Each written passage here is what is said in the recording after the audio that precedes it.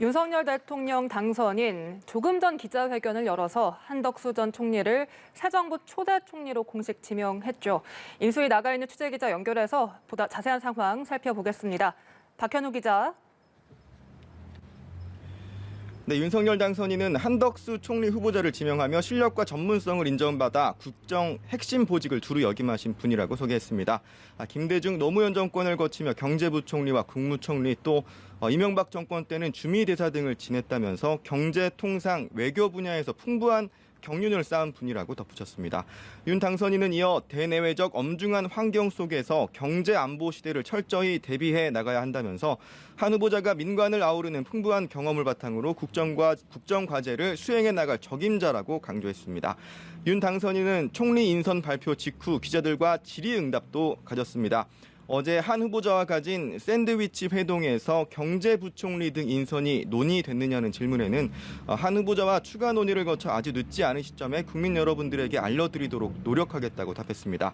또 각 부처 장관들에게 차관 추천권 등 더 큰 권한과 책임을 주는 책임장관제 도입과 관련해서는 가급적이면 가장 가까이에서 일할 분의 의견이 제일 존중되는 게 좋다면서 차관 등 선발하는 문제는 장관의 의견을 가장 중시할 생각이라고 설명했습니다. 네, 윤 당선인의 지명 직후 함께 자리한 한덕수 후보자도 직접 입장을 밝혔는데요. 어떤 언급이 있었습니까? 네, 한 후보자는 윤 대통령을 모시고 행정부가 중심이 되는 정책을 만들고 치열한 토론과 소통을 통해 실현 가능한 정책들을 만드는 데 노력하겠다고 했습니다. 그러면서 협치, 통합도 굉장히 중요한 정책의 요소가 될 거라 생각한다고 덧붙였는데요. 동시에 총리 후보로 지명된 것과 관련해서는 대내외적 경제, 지정학적 여건이 엄중한 때에 큰 짐을 지게 됐다는 소회를 밝히기도 했습니다. 이어 한편으로는 영광스러우면서도 매우 무겁게 받아들이고 있다고 덧붙였는데요. 한 후보자는 경제, 통상, 외교 분야의 국정 운영 방향에 있어 큰 틀도 제시했습니다.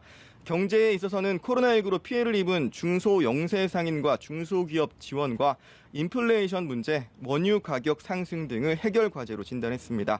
아울러 재정 건전성 확보와 국제수지 흑자 기조 유지 등도 과제로 제시했습니다. 동시에 북한의 도발 등이 잇따르는 등 지정학적 리스크 속 외교와 국방에 대해 국가가 온 노력을 기울여서 국익을 신장시키는 외교를 하고 강한 국방과 자강을 위한 억지력을 강화해야 한다고 밝혔습니다. 지금까지 삼청동 인수위 사무실에서 연합뉴스 TV 박현우입니다.